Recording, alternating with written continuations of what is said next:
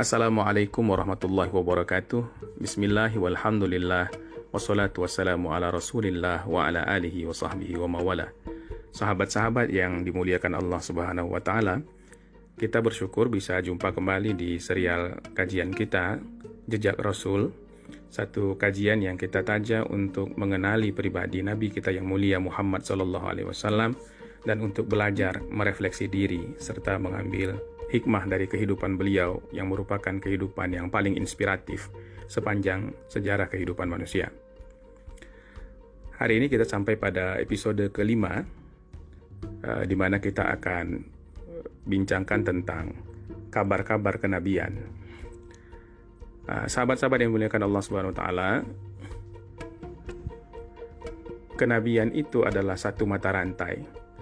Allah sudah mentakdirkan para nabi dan rasul itu muncul ke dunia untuk membawa satu misi, yakni menegakkan kalimat Allah Subhanahu wa Ta'ala, mengajarkan kepada manusia bahwa tidak ada Tuhan selain Allah. Jadi misi nabi itu sama seluruhnya, adalah misi tauhid.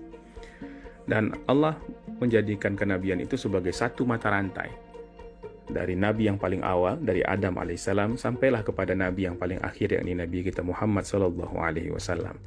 Dalam riwayat dikatakan ada 124.000 nabi dan rasul sepanjang kehidupan manusia ini. Dan seperti disampaikan tadi, misinya adalah misi tauhid.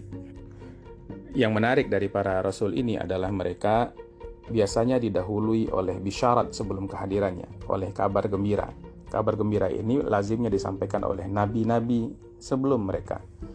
Nabi Muhammad SAW sebagai Sayyidul Anbiya wal Mursalin, sebagai Khataman Nabiyyin, sebagai pemimpin yang paling agung di antara para nabi dan rasul, sebagai nabi penutup dari semua kisah kenabian. Nabi yang dipersiapkan untuk akhir zaman, yang ajarannya akan dilaksanakan sampai akhir dunia. Maka wajar ketika kelahirannya dikabarkan ke seluruh alam ini jauh mendahului hari kelahirannya.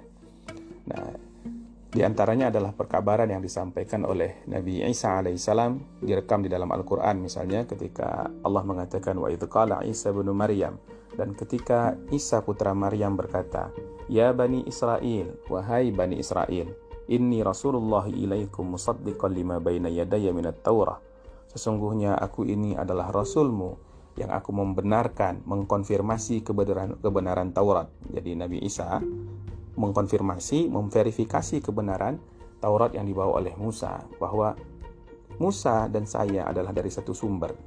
Nah,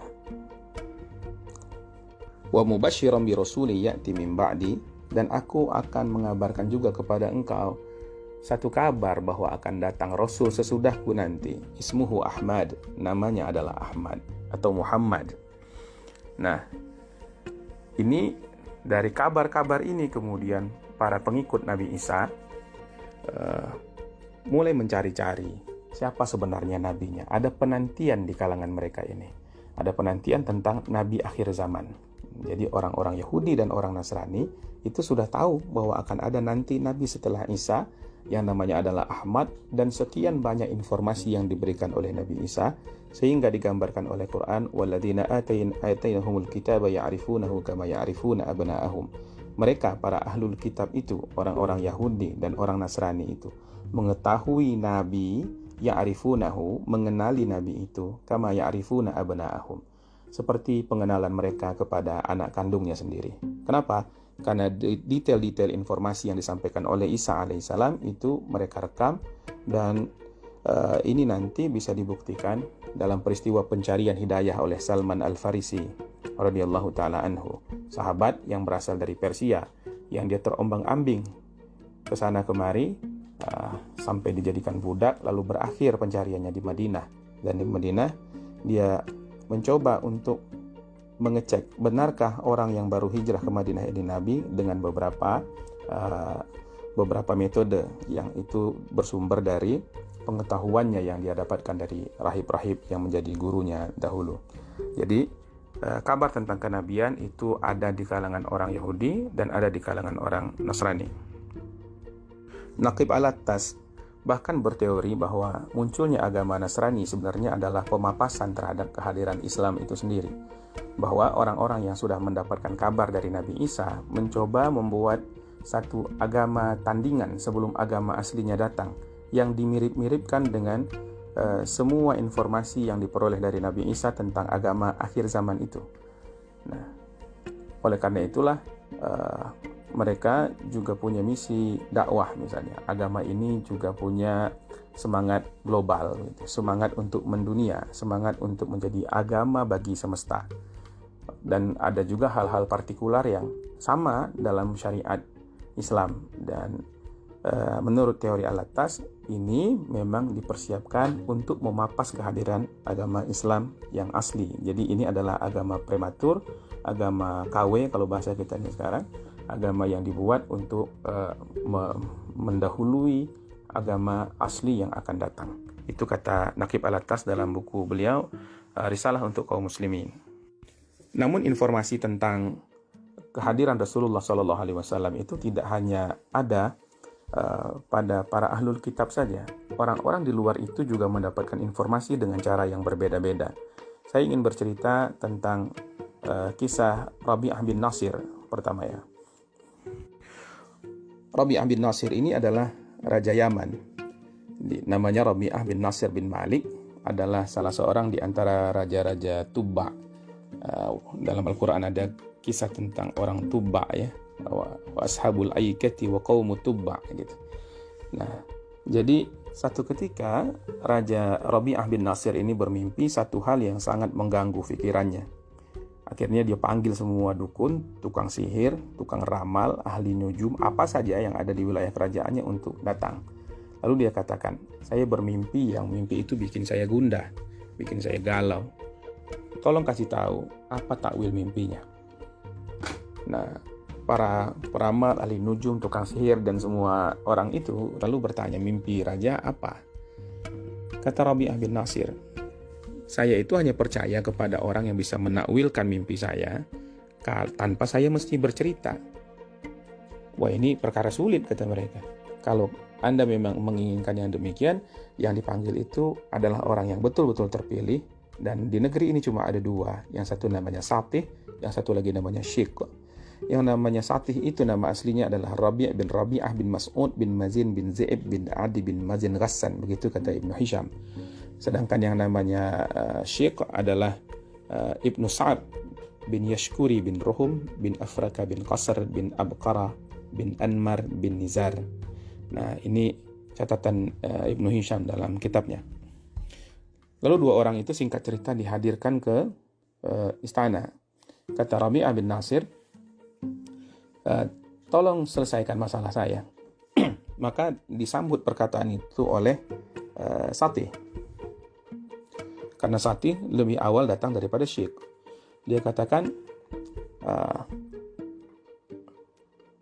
ada api dalam mimpimu. Api itu keluar dari laut yang gelap. Lalu dia hinggap di tanah yang datar. Lalu dia memakan semua yang ada di sana. Nah, kata raja, betul itu mimpi saya. Anda memang orang yang tepat. Lalu apa takwilnya, wahai Satih? Kata Satih, itu tandanya akan ada orang Habasyah, orang Ethiopia, orang kulit hitam yang akan datang di tanah kalian ini lalu berkuasa di sini. Wah, ini kabar gak baik, Satih.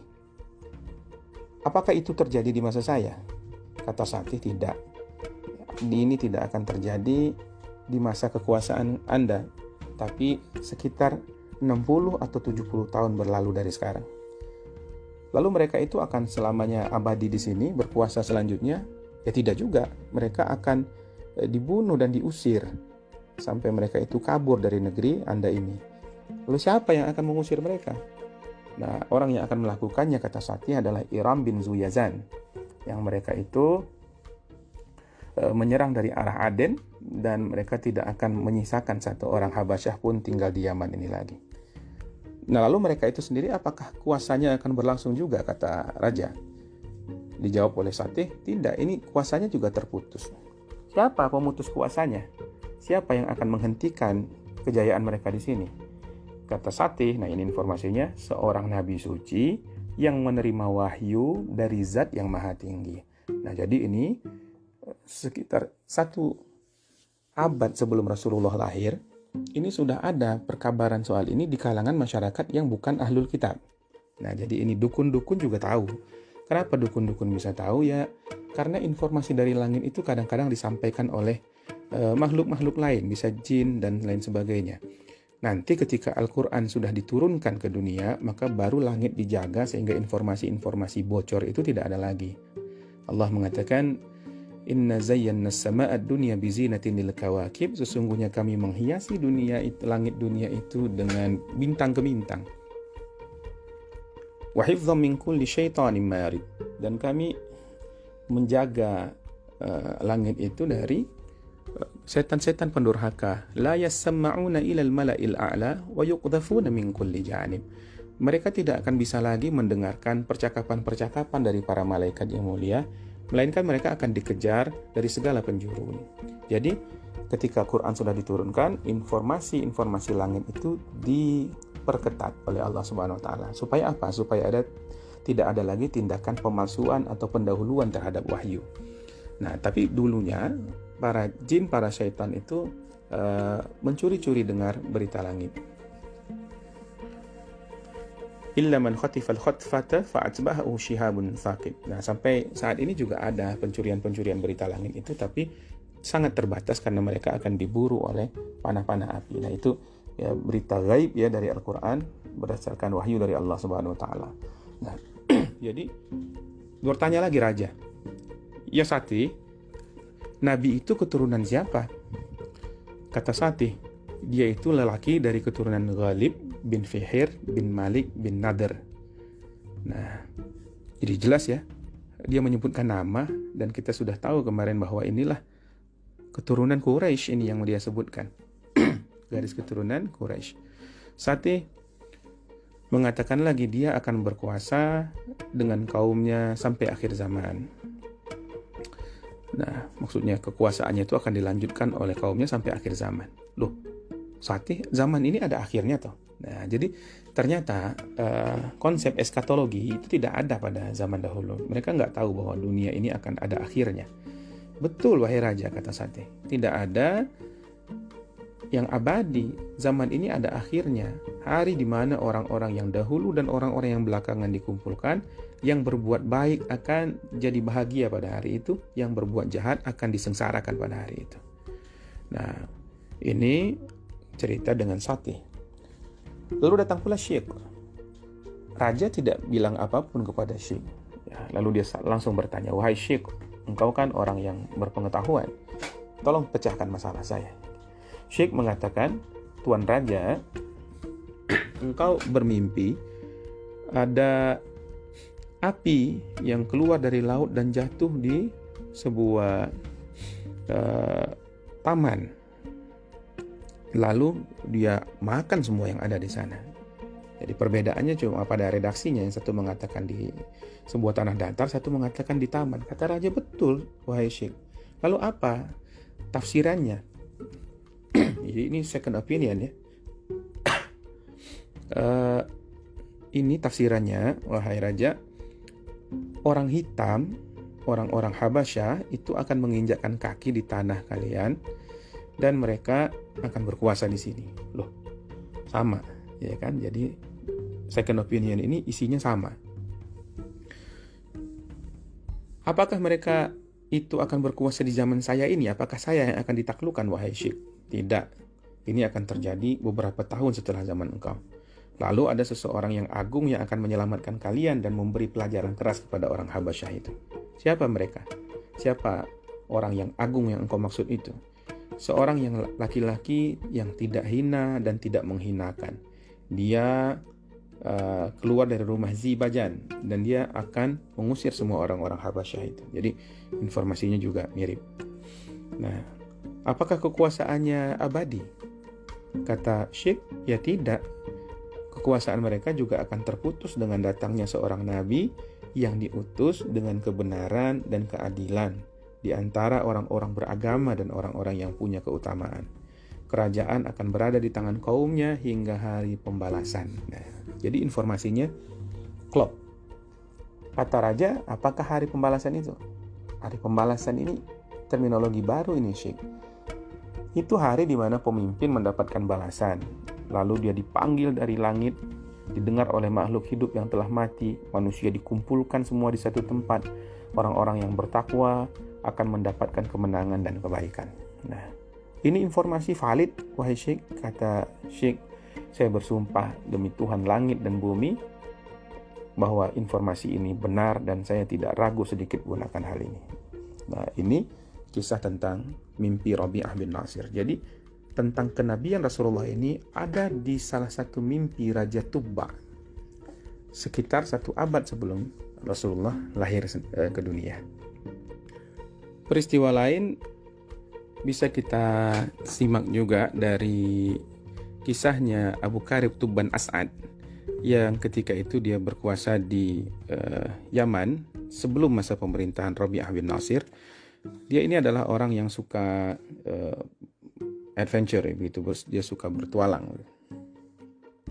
Satu ketika ekspedisinya itu melewati tanah Yathrib atau yang bernama Madinah Al-Munawwarah sekarang.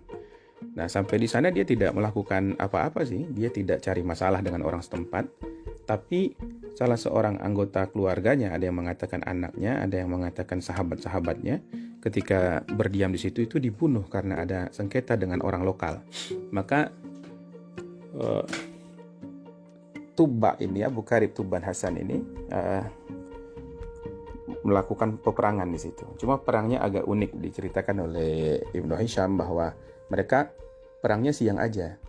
Kalau malam mereka dijamu lagi seperti tamu. Jadi ini sebuah mentalitas yang unik ya dari bangsa-bangsa Arab kuno ini, bahwa mereka itu tetap menghormati tamu sekalipun sedang perang begitu. Jadi kalau siang mereka bertempur, malamnya ya ada gencatan senjata dulu, Anda dijamu gitu.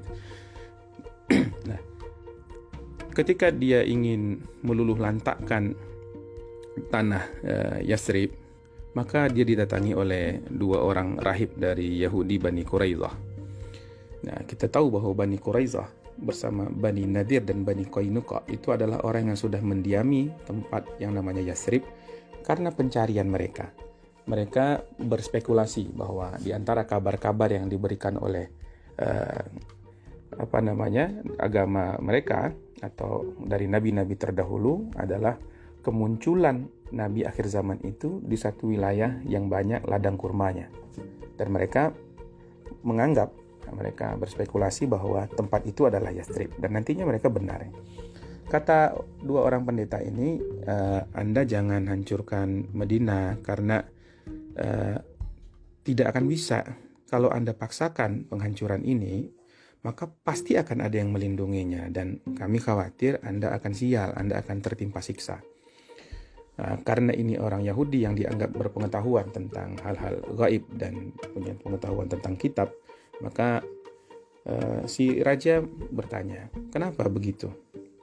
Karena Madinah ini akan menjadi tempat hijrah seorang nabi yang muncul dari tanah haram, dari kalangan Quraisy di akhir zaman. Ini akan jadi tempat tinggalnya, begitu. Jadi tidak mungkin ini dihancurkan karena tempat ini sudah prepare, sudah disiapkan untuk nabi terakhir. Anda pasti kalah kalau Anda ingin menghancurkan tempat ini. Nah, mendengar ucapan itu kemudian Tubba batalkan rencana. Dia berpendapat ini orang baik, orang ini pengetahuannya luas dan layak untuk diikuti anjurannya ini. Batal menghancurkan Madinah, sang raja balik kanan, dia ingin pulang ke arah Yaman, tapi sebelum pulang itu dia didatangi oleh sekelompok orang dari suku Huzail.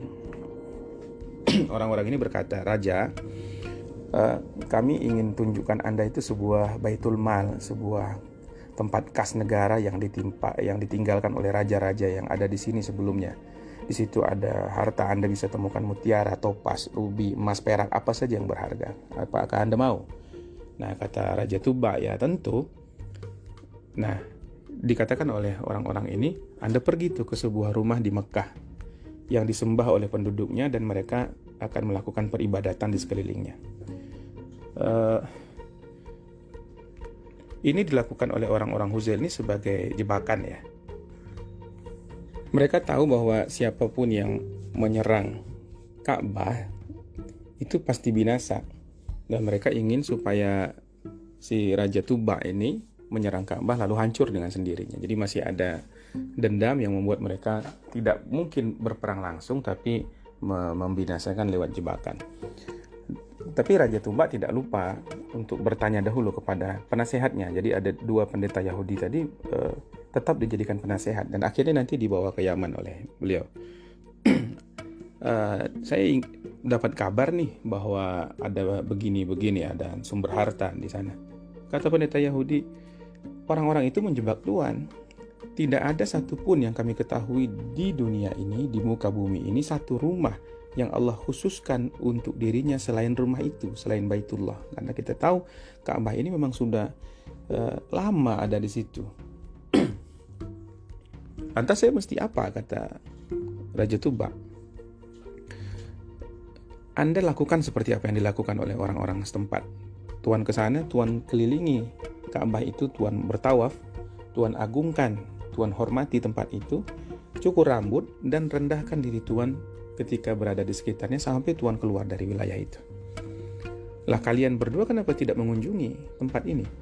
Nah, Tuan, itu tempat leluhur kami, Ibrahim. Itu adalah tempat yang suci, tapi kami nggak bisa ke sana sebab ada penghalang antara kami dengan tempat itu untuk melakukan peribadatan, karena mereka memancangkan berhala-berhala di sekitarnya, dan mereka itu berhala-berhala itu najis, wahai Tuhan. Nah, jadi kami nggak bisa ke sana, Anda silahkan ke sana. Raja Tuba kemudian datang ke Ka'bah lalu mengikuti anjuran para rahib tadi. Tapi tidak lupa sebelum itu dia pergi ke suku Huzail yang coba menjebak dia tadi, dan di sana dia menghukum orang-orang yang memberikan informasi palsu ini. Nah,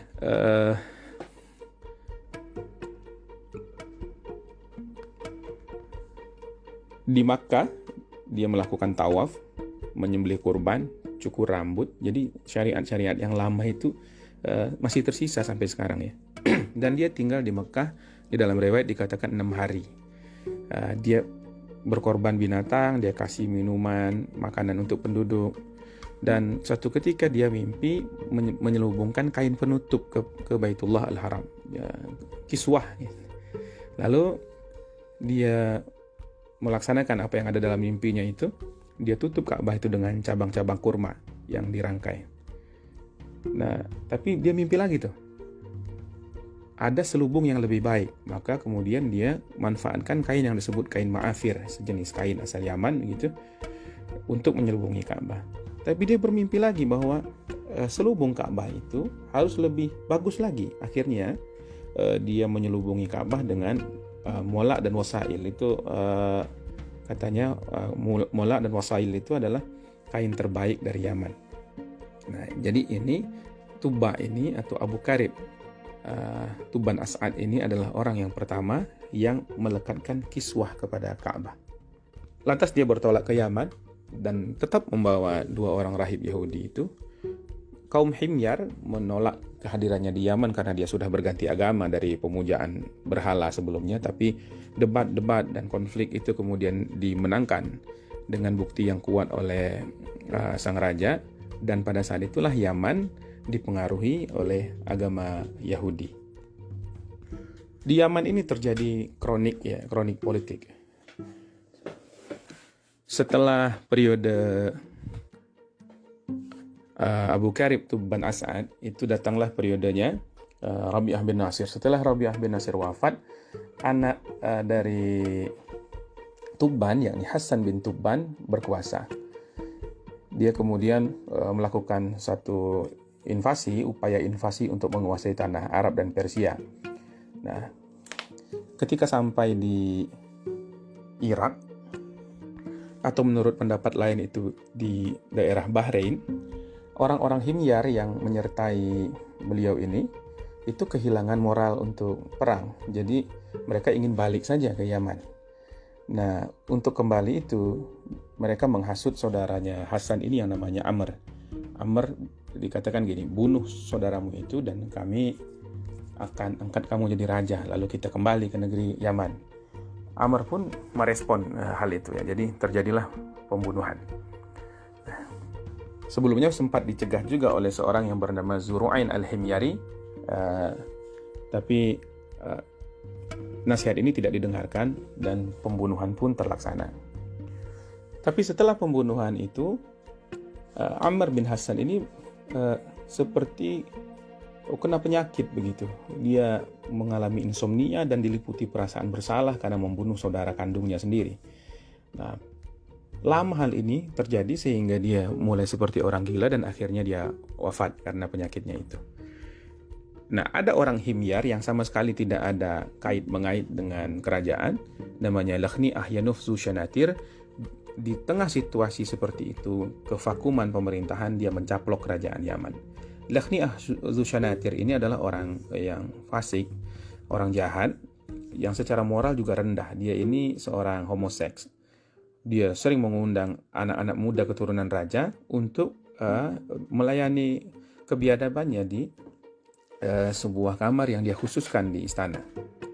Suatu ketika dia memanggil seorang dari anggota kerajaan, jadi keturunan Tuban, saudaranya Hasan yang dibunuh tadi, namanya Zur'ah Zunuwas bin Tuban As'ad. Nah, ketika pembunuhan Hasan, Zunuwas ini masih kecil, jadi dia adalah saudara kandung yang terpaut umur cukup jauh. Ketika itu dia sudah remaja, gagah, cerdas, dan dia dipanggil oleh Lakhni'ah untuk dijadikan selirnya, begitulah kira-kira, untuk melayani nafsunya. Tapi di kamar yang disediakan oleh Lakhni'ah Zushanatir ini, Zunuwas kemudian melakukan satu hal yang tidak dia duga-duga, yakni dia membunuh Lakhni'ah dan memisahkan kepala dari badan. Akhirnya berakhirlah kekuasaan orang asing tadi yang bukan anggota kerajaan, dan kembali tampuk kekuasaan itu dipegang oleh Zunuwas. Nah, Zunuwas menjadi raja Yaman. Seluruh kabilah-kabilah Himyar di Yaman itu bersatu di bawah kekuasaannya, dan Zunuwas ini nanti adalah aktor dari peristiwa Ashabul Ukhdud yang insya Allah akan kita bicarakan esok hari pada edisi ke-6 dari Jejak Rasul ini insya Allah. Assalamualaikum warahmatullahi wabarakatuh.